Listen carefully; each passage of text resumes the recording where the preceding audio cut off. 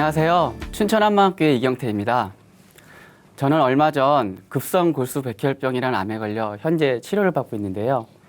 제가 비록 몸은 아프지만 제 마음이 치료받았기 때문에 감염에 대한 두려움 없이 이 자리에 나오게 되었고, 부활하신 예수님을 제 마음속의 주인으로 모시고 새로운 삶을 살게 된 간증을 하겠습니다. 저희 어머니는 제가 어렸을 때부터 식당을 하셨는데요. 세상의 모든 일이 그렇지만 음식 장사도 그리 쉽지만은 않습니다. 어머니는 늘 힘들게 일하시며 집안 생계도 도맡아 책임지셨는데, 그런데 아버지는 늘 술과 친구들을 좋아했고 귀가 참 얇으셔서 남들에게 잘 속아 경제적으로 어렵게도 만들고 가정 폭력도 있었습니다. 그리고 인생의 마지막은 췌장암에 걸려 돌아가셨는데, 그때는 아버지가 돌아가셨다는 슬픔보단 어머니를 힘들게 하는 아버지란 존재가 싫어서인지 돌아가셨을 때 눈물 한 방울 나지 않더라고요. 그런 아버지를 보고 자라면서 세상에서 절대로 닮고 싶지 않은 사람이 생겼는데요. 경제적으로 무능력한 사람, 책임감 없는 사람이었습니다. 군대를 제대하고 회사에 취업해서 지금까지 같은 회사에 다니며 정말 열심히 일했는데요. 공부도 잘하지 못했고요. 특별한 재능도 없지만 그래도 어머니를 닮아서인지 포기하지 않고 끝까지 일하는 근성은 있었거든요. 정말 바쁘고 열심히 20, 30대를 보냈고 일하는 거 말고는 특별히 취미나 여가 생활을 해본 적도 없으니까요. 나름 회사가 번창해지는 것에 저도 한몫한다는 자부심도 있었고요. 결혼하고 누구나 행복한 가정을 생각하듯 저도 마찬가지였는데, 늦은 퇴근과 또 아내와 싸우는 횟수가 늘어나면서 행복과는 멀어져 가고 있었습니다. 항상 일 생각이 먼저였고, 결혼 생활 11년 동안 가족들과 저녁 식사를 해본 것이 손으로 셀 수 있을 정도였으니까요. 그리고 전 아내와 싸우기 싫어 소소한 거짓말들을 했는데요. 예를 들면 담배를 싫어하는 아내 때문에 담배를 끊었다고 거짓말을 하고 현관이나 부채통에 숨기고 다니다가 걸리기도 했습니다.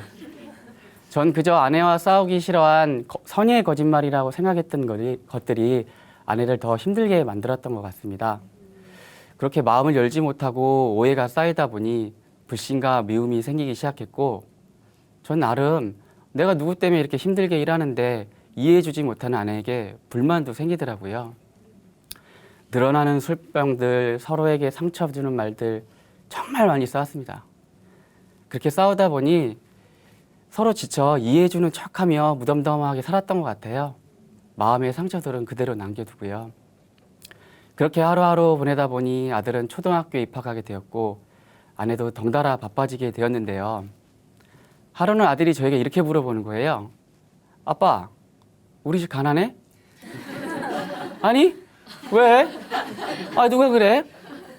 그때 저희 집이 작은 평수의 아파트에 살았는데 1단지는 몇 평이고 2단지는 몇 평이고, 아이들끼리 이런 걸 이야기하다 보니 이제 막 초등학교에 들어간 아들 눈에 저희 집이 가난해 보였나 봐요. 친구들끼리 부에 대해 이야기하고 왕따도 생기고. 그런데 이건 아이들만의 일은 아니었습니다. 저는 남들에게 보이는 것에 지는 것을 자존심 상해했고요. 물질에 많이 집착했으며 그것이 진정한 행복이라고 믿었고 경제적으로 능력 있고 책임감 있는 가정의 역할이라고 생각했거든요. 그래서 이사를 갔지만 아이는 제 생각과 달리 자기만의 공간에 있으려 하지 않았습니다. 아이가 원한 건 아빠의 관심과 사랑이 아니었나 반성하게 되었고요.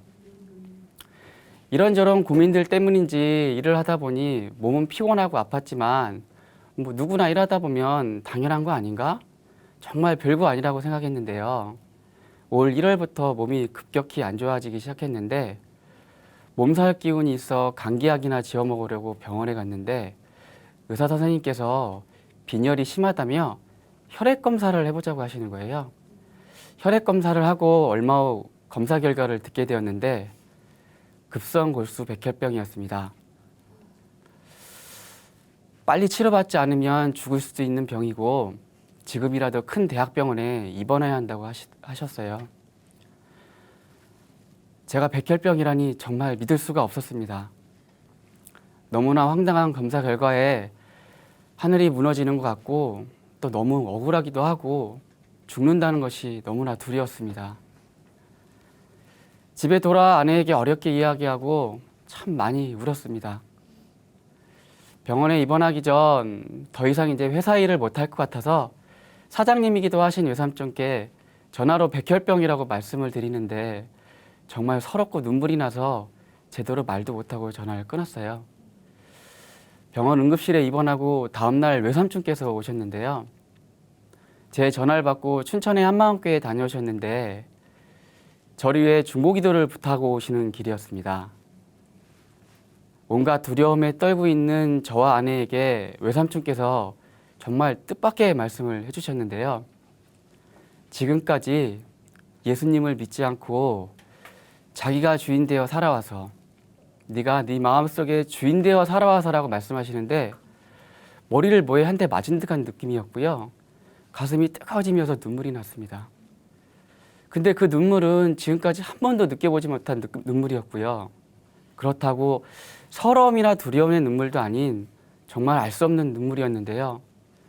그런데 그때 제가 이 병을 통해 죽음 앞에 서 있을 때 자기가 주인 되어 살아와서라는 말씀에 무릎을 꿇게 되었습니다. 사실 전 교회에 대한 불신이 있었는데요. 외삼촌이 신앙생활 열심히 하시며 변하시는 모습을 이해할 수 없었고요. 또 외삼촌께서 강제로 회사 전 직원을 여름 수련회에 참석하게 한 경험이 있었는데 가장 바쁜 시기에 전 직원을 수련회에 참석한다는 것도 이해할 수 없었고 목사님의 계속되는 부활에 대한 설교도 낯선 분들과의 교제도 너무 힘들어서 도망치듯 나온 적도 있었던 저였는데 그 정도로 교회에 대한 불신이 있었던 저였는데 예수님을 믿지 않고 자기가 주인 되어 살아와서라는 말씀에 전 회개하고 예수님을 저의 주인으로 영접하였습니다. 아멘. 세상 것이 너무 좋아서 예수님을 믿지 않고 내가 주인 되어 살아왔던 것입니다. 세상에 보이는 것이 다가 아닌데 지금까지 세상 것만 쫓고 살아왔던 제가 너무 한심하더라고요. 성경의 예언대로 이 땅에 사람으로 오셔 십자가에 못 박혀 죽으시고 사흘 만에 예수님이 부활하신 역사가 부정할 수 없는 사실이구나. 저는 지금까지 죄를 짓고 살아왔던 것입니다. 열심히 살아온 것과는 전혀 상관없는 예수님을 믿지 않고 내가 주인 되어 살아온 죄. 전 다시 한번 회개하고 예수님을 저의 주인으로 영접하였습니다. 사실 전 예수님을 주인으로 모시기 전엔 내가 주인 되어 산다는 게 무슨 뜻인지도 모르고 살았던 불쌍한 존재였습니다. 제 아내도 저와 함께 회개하고 하나님을 주인으로 모시게 되었고요. 환자인 저와 새벽 1~2시까지 하나님 이야기 나누고 주님 만나고부터 공동체에서 예배 보는 게 너무 행복하고 지체분들과의 교제도 너무 즐겁더라고요. 제가 항암 치료 중에 병원에서 붙잡고 있었던 말씀이 빌립보서 4장 말씀 중에 아무것도 염려하지 말고 오직 모든 일에 기도와 간구로 너희 구할 것을 감사함으로 하나님께 아뢰라. 그리하면 모든 지각에 뛰어난 하나님의 평강이 그리스도 예수 안에서 너의 마음과 생각을 지키시리라. 정말 이 말씀처럼 제 마음속에 두려움이 사라졌고요. 암 투병 중에 주님 만나 병도 고침받은 한마음교회 자매 한 분이 오셔서 하나님 만나게 된 간증도 이야기해 주시는데 저와 너무 비슷해 마음 열어 교제할 수 있게 되었습니다. 그리고 아내와 저는 병실에서 서로 웃는 얼굴로 이야기할 수 있게 되었고요. 젊은 사람도 힘들고 괴롭다 하는데 기쁜 마음으로 치료받을 수 있게 되었고 다른 환자보다 회복이 빨라 일찍 태어날 수 있게 되었습니다. 저와 제 가족을 하나님 자녀로 만들기 위해 저에게 이런 병을 주셨구나 하는 생각에 제 병도 기쁘게 생각할 수 있게 되었고요. 아직 치료 과정이 많이 남아있지만 두렵거나 염려가 있지는 않습니다. 주인 바뀐 제 마음이 천국이더라고요. 태어난 후 작은 교회 예배에 참석하게 되었는데 저를 위해 기도해 주신 분들이 어떤 분들인지 정말 궁금하고 감사해서 얼른 찾아봐야 할 것 같아 감염에 대한 두려움도 떨치고 작은 교회 예배에 참석하게 되었는데요. 반갑게 맞이해 주시는 분들이 정말 고맙고 처음 뵌 분들이지만 전혀 낯설지 않게 교제할 수 있게 되었습니다. 그리고 집에서 가까운 거리는 아니지만 춘천의 한마음교회도 다니고요. 그렇게 기쁘게 하루하루를 보내는 중에 이 악한 영들은 저희를 가만두려 하지 않았는데요. 저희 마음속에 염려를 주기 시작했습니다. 급성 골수 백혈병은 다른 암과 달라 여러 번의 항암 치료 후 마지막에 골수 이식을 받아야 완치가 가능한데요. 저는 형제가 없어 타인에게 골수 이식을 받아야 합니다. 조혈모 세포은행에 등록 후 저와 유전자가 일치하는 공여자가 국내에 단 한 명이라는 걸 알게 되었고, 또 정확한 유전자 검사를 통해 완전 일치가 돼야만 이식이 가능하며, 또 이 한 분이 골수 이식을 증여한다는 보장도 없었습니다. 이 이야기를 듣고 아내는 그 자리에서 울고 말았습니다. 의사 선생님께서 예전에 자가 이식도 가능할 것 같다는 말씀을 해주셨기에 저도 아내도 실망이 되었고 마음속에 염려가 되었는데요.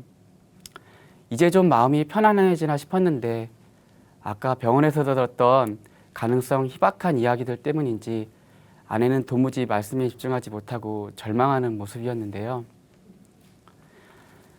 항상 외래 진료를 갈 때마다 좋은 소식을 듣다가 우리나라에서 단 한 명, 그 단 한 명이라는 소리에 무너지고 말았던 것입니다.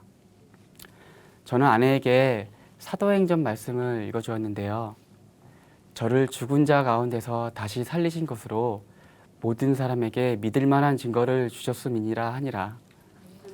예수님께서는 부활로 누구나 믿을 만한 증거를 보여주셨는데 의심하거나 흔들리면 안 되는데 자기가 또 주인 되어 마음의 주인이신 예수님을 붙잡지 못하고 제 병을 붙잡고 있었던 것입니다. 그러니 안 좋다고 하고 염려를 주니 마음의 중심이 흔들렸던 것입니다. 전 아내에게 이렇게 이야기해 줬는데요. 괜찮아. 난 다시 산 사람이라 두려울 게 없어. 난 다시 산 사람이야.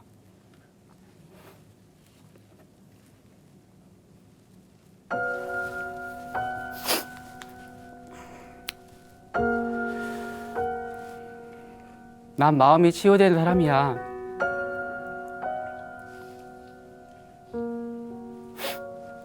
당신은 마음의 중심이 예수님이 아니라 내 병인 것 같아.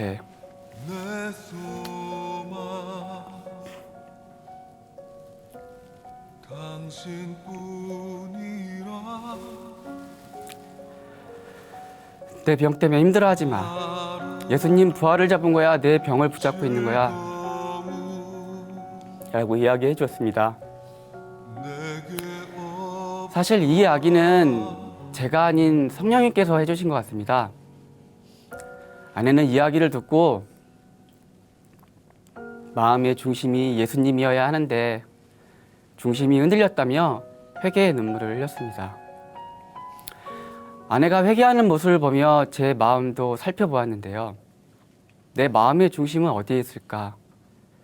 내 중심은 흔들리지 않았을까? 흔들렸습니다.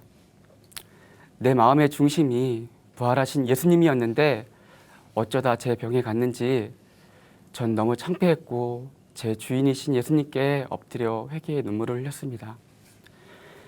제 마음의 중심은 부활하신 예수님이십니다.